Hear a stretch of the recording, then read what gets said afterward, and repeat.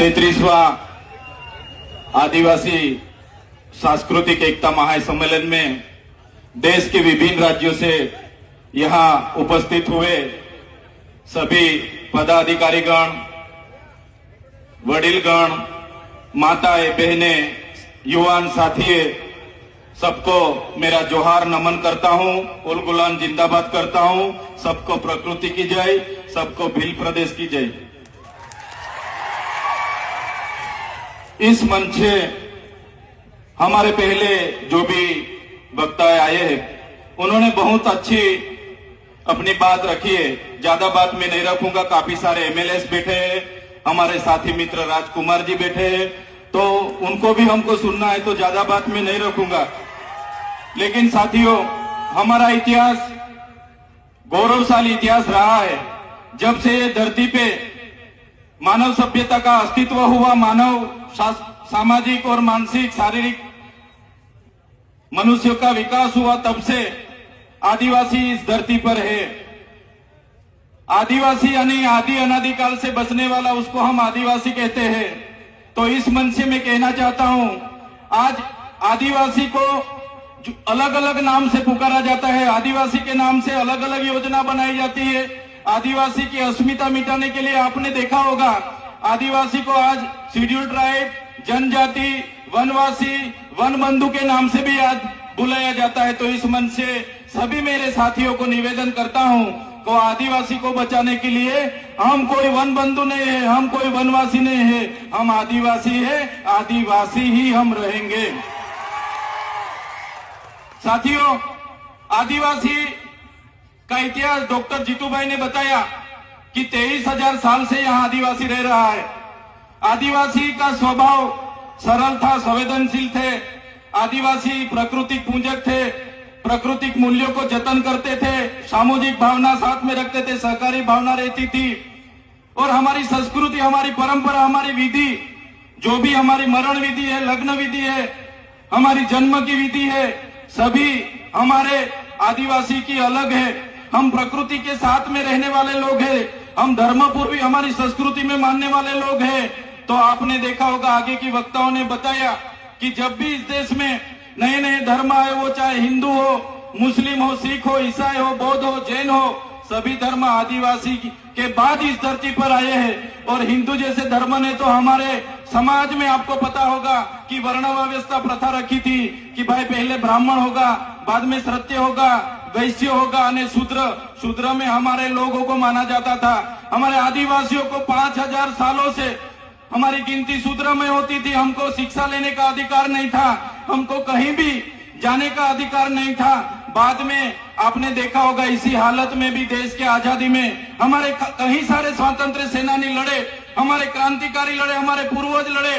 वो चाहे बिरसा मुंडा जी हो, वो चाहे खाज्या नायक हो, वो चाहे टट्या नायक हो, वो चाहे तिलका माझी हो, झलकारी बाई हो, सभी आज हमारे पूर्वजों को ये मंच से मैं याद करता हूं। और साथ ही साथ में गोरू गोविंद जी हो, या दलवाड़ा की क्रांति हो, या रूप सिंह नायक हो, सभी का एक सपना था कि जब भी आदिवासी को स्वतंत्रता मिले तो आदिवासी स्वावलंबित होना चाहिए, आदिवासी स्वतंत्र होना चाहिए और आदिवासी का जीवन शोषण मुक्त होना चाहिए। लेकिन देश की आजादी के बाद भी जो सभ्य संस्कृति के लोग जो शासन में आए, जब भी अपने समाज को जो सुसंस्कृत मानने वाले लोग आज देश के शासन में आए, देश में संविधान लागू हुआ। संविधान का आमुख कहता है कि ये देश का संविधान, हम भारत के लोग ये देश के संविधान के तहत हमारे देश के लोगों को हम समानता, स्वतंत्रता और बंधुता देते हैं। लेकिन आज भी आदिवासी को समानता नहीं मिली, आज भी आदिवासी को स्वतंत्रता नहीं मिली, आज भी आदिवासी को दूसरी कास्ट में बंधुता नहीं मिली।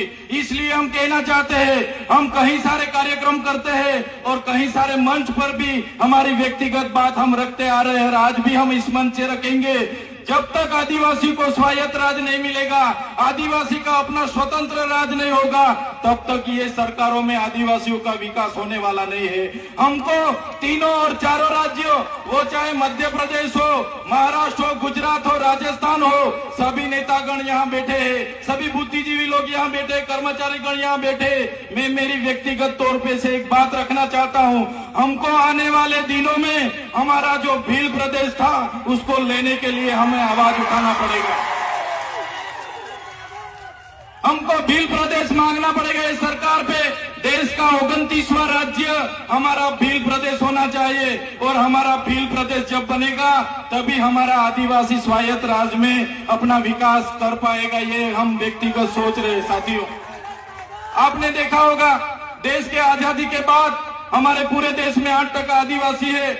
हमारे अनेक राज्यों में बटे हुए हैं। बंद के नाम पर, खदानों के नाम पर, जीआईडीसी के नाम पर, जीएमडीसी के नाम पर, कॉरिडोर के नाम पर, सेंचुरी एरिया के नाम पर हमारे आज भी पूरे देश में 1,80,00,000 से भी ज्यादा आदिवासी अपने गांव, अपने समाज, अपने संस्कृति, अपनी प्रकृति के साथ छीन बीन होके आज बेघर हो गए, बेवतन हो गए, आज बेबस हो गए। साथियों, हमें विकास से ऐतराज नहीं है, हमें विज्ञान से ऐतराज नहीं है, हमें ये सरकारी तकनीकों से ऐतराज नहीं है, लेकिन जब भी विकास की बात आती है हमारे आदिवासियों को वहां से विस्थापित किया जाता है।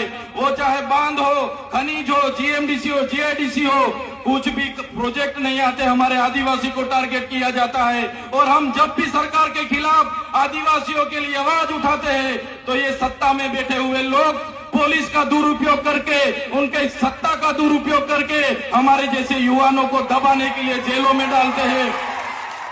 हमारे जैसे युवा जो खुद क्लास 2 ऑफिसर था, क्लास 2 ऑफिसर की अपनी गवर्नमेंट जॉब छोड़ के समाज की लड़ाई के लिए हम आए और समाज के लिए लड़ते लड़ते आज ये सरकार ने फर्जी एफआईआर 19 जितनी एफआईआर हमारा पर कर दी।